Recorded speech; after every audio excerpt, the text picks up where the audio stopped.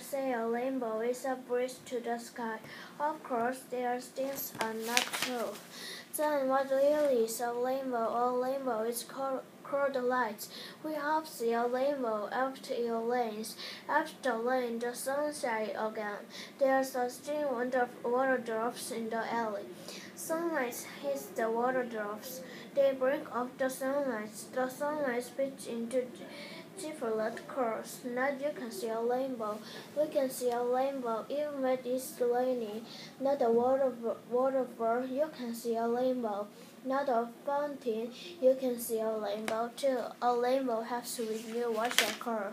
What does a rainbow look like? I have a circle.